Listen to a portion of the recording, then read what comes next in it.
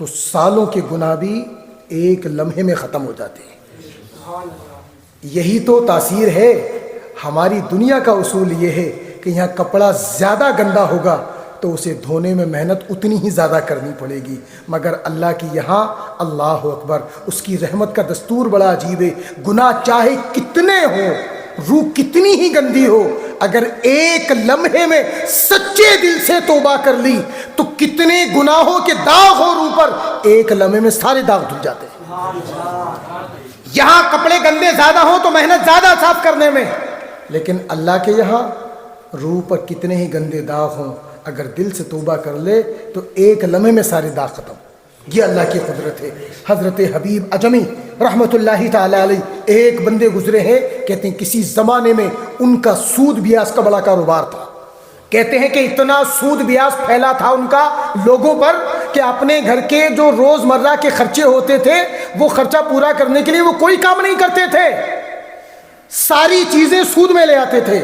مثلا گھر میں صبح کو روٹی بننی ہے تو کسی کے گھر گئے اس سے آٹا لے آئے کہ لا بیاز میں آٹا ہی دے دے، دوسرے کے گھر گئے اس سے پیاز لے آئے، تیسرے کے گھر تیل لے آئے، چوتھے کے گھر گئے لکڑی لے آئے، سالن بن گیا۔ اتنا سود بیاز میں ان کا پیسہ پھیلا تھا، ہر ایک سے سود وصولتے، بیاز لاتے۔ اب اندازہ لگا سکتے ہیں کتنا بڑا سود بیاز کا کام ہوگا۔ کہتے ہیں کہ ایک دن ان کی بیگم نے کہا کہ گھر میں بنانے کو کچھ سالن ہے نہیں، بولا اچھا چلو ابھی گھوم کے آتا ہوں اپنے قرض داروں میں۔ ابھی لے کر کے آیا، ایک آدمی کے گھر پہنچے، دروازہ کھٹکھٹایا، اندر سے گھر والے سے ایک عورت کی آواز آئی، دروازے پر کون ہے؟ تو کہا کہ میں حبیب اجمی ہوں۔ کہا کیسے آئے ہو؟ کہا تمہارے شوہر پر میرا کچھ قرض ہے، اس کا سود لینے آیا ہوں۔ اندر سے بیوی نے کہا کہ میرے شوہر گھر میں ہے نہیں، آپ بعد میں آ جائیے گا۔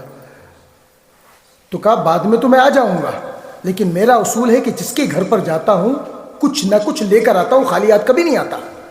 اب میں تمہارے گھر پر آیا ہوں تو کچھ تو لے کر جاؤں گا، کچھ بھی دے دو مجھے۔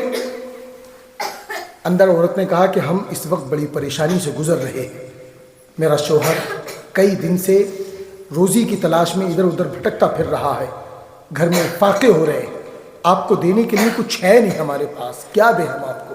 کہا مجھے کچھ نہیں پتا، جو بھی ہے کچھ تو دو، میرا اصول ہے کہ میں خالی ہاتھ نہیں آتا تو کچھ تو چاہیے۔ عورت نے بڑی منت سماجت کی، لیکن حبیب اجمی پر کوئی فرق۔ انسان جب گناہوں کے دلدل میں ڈوبا ہوتا ہے نا تو اس کا دل بڑا سخت ہو جاتا ہے۔ دل کا نرم ہونا اللہ کی رحمت کی نشانی ہے، اور دل کا سخت ہونا اللہ کی رحمت سے محرومی کی نشانی ہے۔ اس لیے انسان کو چاہیے کہ وہ اپنے دل کو نرم رکھے۔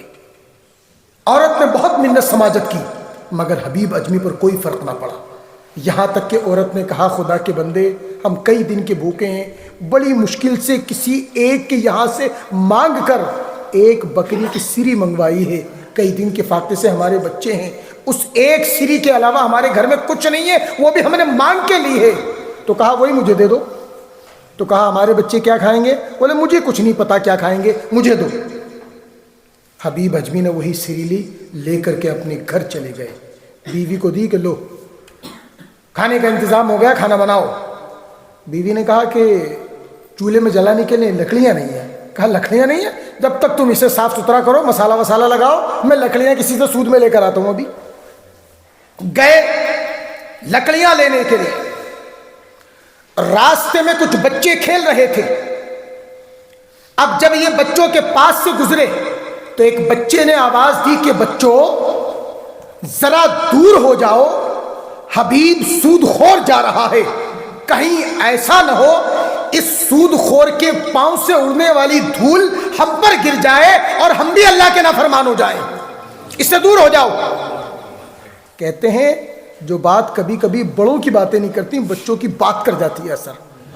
جب بچوں نے یہ بات کہی کہ اس سے دور ہو جاؤ سود خور سے، کہیں ایسا نہ ہو اس کی دھول سے ہم نافرمان ہو جائیں اللہ کے، حبیب اجمی کے دل پر ایک گھونسا سا لگا اور کہنے لگے حبیب تو اتنا بدنام ہو گیا ہے کہ تیری گلی کے بچے بھی تیرے پاؤں کی دھول تک سے بچتے ہیں۔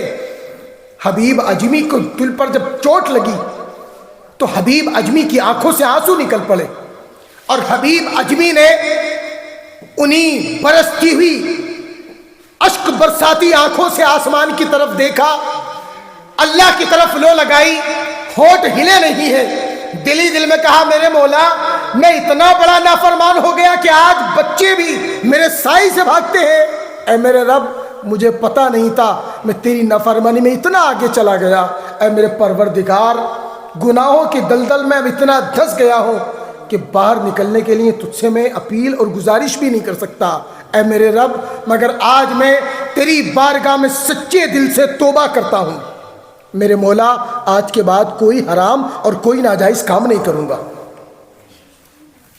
چلتے جا رہے ہیں، بچوں نے کہہ دیا یہ آگے نکل گئے اور دل ہی دل میں اللہ سے یہ مناجات کرتے جا رہے ہیں۔ تھوڑی دور آگے جا کر کے انہوں نے سوچا کہ شاید بچے اب کہیں دور چلے گئے ہوں گے، واپس پلٹتا ہوں۔ چند منٹ کا وقت گزرا، ادھر سے گزرے اور ادھر سے واپس آئے، ابھی ہونٹ نہیں ہلے، زبان نہیں کھلی، الفاظ نہیں نکلے، مگر دل میں اللہ کو یاد کیا۔ جب ادھر سے واپس پلٹے تو انہی بچوں کے پاس سے اتفاق سے بچے پھر قریب آ گئے۔ ایک بچے نے جس نے پہلے آواز لگائی تھی کہ حبیب سود خور سے بچو کہیں ہم بھی نافرمان نہ ہو جائیں، اسی بچے نے آواز لگائی بچوں ایک طرف ہو جاؤ، حبیب اجمی توبہ کر کے آ رہے ہیں، کہیں ایسا نہ ہو ہمارے پیروں کی دھول ان پہ گر جائے تو ہم گنہگار ہو جائیں۔ یہ جب کہا تو حبیب اجمی اسی وقت اللہ کی بارگاہ میں سجدہ ریز ہو گئے اور کہنے لگے واہ میرے مولا تیری شان غفاری، تیری شان رحیمی کہ ابھی میں نے تیری بارگاہ میں توبہ کے لیے ہونٹ نہیں ہلا ہے، کوئی سجدہ نہیں کیا، کوئی رکوع نہیں کیا، ابھی میں نے کچھ بھی نہیں کہا، صرف دل میں تجھ سے معافی مانگی، تجھ سے توبہ کی، تو نے اتنی جلدی میرے گناہوں کو معاف کر دیا۔ اسی لیے کسی نے کہا تھا کہ منفعل ہو کے اپنے گناہوں پہ ذرا رو تو صحیح، آج جہنم کی بجھا دیں گے یقیناً تیرے آنسو۔ یہ آنسو بڑی تاثیر رکھتے ہیں، ایک بار اللہ کی یاد میں بہہ تو جائیں، لیکن ہم میں سے کوئی آسانی سے رونا نہیں چاہتا، اور اللہ کی بارگاہ میں تو کوئی رونا ہی نہیں چاہتا۔ لوگوں کو لگتا ہے کہ یار مسجد میں بیٹھ کے اگر میں روؤں گا تو یہ میرے پڑوسی کیا سمجھیں گے، بھائی یار رو رہا تھا، یہ میرا ابا پوچھیں گے بھائی کیوں رو رہا تھا بھائی مسجد میں بیٹھا بیٹھا، یہ میرا دوست پوچھے گا بھائی کیا چکر ہے بھائی کیوں رو رہا تھا۔ یاد رکھو اللہ کی بارگاہ میں رونا کوئی شرمندگی کی بات نہیں ہے، اللہ کی بارگاہ میں رونا تو عزت کی بات ہے۔ آدمی بیٹی کی وداعی پہ روتا ہے، کیوں؟ بیٹی اسے عزیز ہوتی ہے اسی لیے روتا ہے نا، محبت ہے۔ بیٹی کی جدائی برداشت نہیں ہوتی، بیٹا پردیس کو کمانے جاتا ہے، ماں کی آنکھوں سے آنسو بہتے ہیں، کیوں؟ بیٹے سے محبت ہے۔ بچہ دور ہوتا ہے، باپ آنسوؤں کو روکتے روکتے بھی رو پڑتا ہے، کیوں؟ بیٹے کی جدائی برداشت نہیں ہوتی، بیٹے سے محبت ہے۔ جتنی محبت ہمیں اپنی اولادوں سے ہے اس سے 1000 گنا زیادہ محبت ہمیں اپنے رب سے ہونا چاہیے۔ اللہ کی بارگاہ میں رونا، اللہ کے نبی علیہ السلام ایک بار مسجد میں شام میں داخل ہوئے تو کیا دیکھا کہ ایک صحابی اللہ کی بارگاہ میں رو رو کے گڑ گڑا کے دعائیں کر رہے ہیں، رو رہے ہیں اللہ کی بارگاہ میں۔ اللہ کے نبی علیہ السلام ان کے قریب سے گزرے تو انہوں نے رونا بند کر دیا۔ کیا کر دیا؟ رونا بند کر دیا۔ اس کے بعد وہ دعا نارمل طریقے سے مانگتے رہے جسے ہم آپ مانگتے ہیں۔ جب وہ دعا سے فارغ ہو گئے، اللہ کے نبی کی بارگاہ میں حاضر ہوئے تو میرے حضور نے ان سے پوچھا جب میں مسجد میں داخل ہوا تو تم رو رہے تھے، جب میں تمہارے قریب پہنچا تو تم نے رونا بند کر دیا، کیوں؟ انہوں نے عرض کی یا رسول اللہ مجھے شرم آئی کہ میں آپ کے سامنے رو۔ اللہ کے نبی نے فرمایا یہ شرم تمہیں کیوں آئی؟ تم اللہ کے سامنے رو رہے تھے، کسی دنیا دار کے سامنے تھوڑی رو رہے تھے۔ اللہ کی بارگاہ میں تو سبھی محتاج ہیں، بادشاہ ہو یا مزدور ہو، تو پتہ یہ لگا کہ اللہ کی بارگاہ میں رونا عیب کی بات نہیں ہے، بلکہ اللہ کی بارگاہ میں رو۔ اگر سب کے سامنے نہیں رو سکتے، رات کو اپنے گھر میں مصلی بچھا کے رونے کی کوشش کرو، رونا نہ آئے رونے جیسی صورت بنانے کی کوشش کرو، کچھ تو کرو یارو، اللہ کو منانے کی کوشش کرو، اللہ کو راضی کرنے کی کوشش کرو۔ اگر تم اپنی صورت رونے جیسی بھی بناؤ گے، کس لیے بناؤ گے؟ اے اللہ میں تیرے فرمان پر پوری طریقے سے عمل نہیں کر سکا، میرے مولا مجھے بخش دے، میرے مولا تم رونی سی صورت بنا رہے ہو۔ خداوند قدوس کی بارگاہ میں دنیا میں کوئی آدمی ہمارے سامنے رونی سنت لے کر کے آتا ہے اور کہتا بھائی صاحب بڑا پریشان ہوں، مجھے کچھ دے دو، میرے گھر بڑی پریشانی ہے، رونی صورت بناتا، دینے کا من نہیں ہوتا ہم تب بھی دے دیتے ہیں، رونی صورت بنا رہا ہے۔ جب انسان رونی صورت پر ترس کھا جاتا ہے، وہ اللہ جس نے سارے انسانوں کو پیدا کیا ہم رونی صورت بنائیں گے، وہ ہم پر ترس نہیں کھائے گا؟ مگر ہونا تو چاہیے، مگر یہ ساری چیزیں اب ہمیں خیالی لگتی ہیں، جبکہ یہ ساری چیزیں ایک مومن کی زندگی کا حصہ ہونی چاہیے۔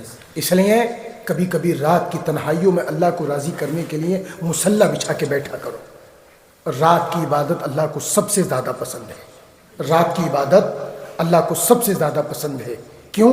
کیونکہ رات میں یا تو رب ہوتا ہے یا رب کا بندہ ہوتا ہے، باقی کوئی کام نہیں ہوتا، کوئی روکنے والا نہیں، کوئی ٹوکنے والا نہیں۔ اس لیے میرے عزیزو، دنیا میں جتنی بھی اللہ کی طرف سے زندگی ملی ہے، اس زندگی کو اللہ کی انمول ترین نعمت سمجھو، اس کا خیال کرو، اپنی روح کو پاک رکھنے کی کوشش کرو، اور گندی ہو جائے تو اللہ کی بارگاہ میں توبہ کر کے اس کو دھو ڈالو، اللہ کی بارگاہ میں توبہ کر کے، اور توبہ کرنے میں کوئی شرم نہیں۔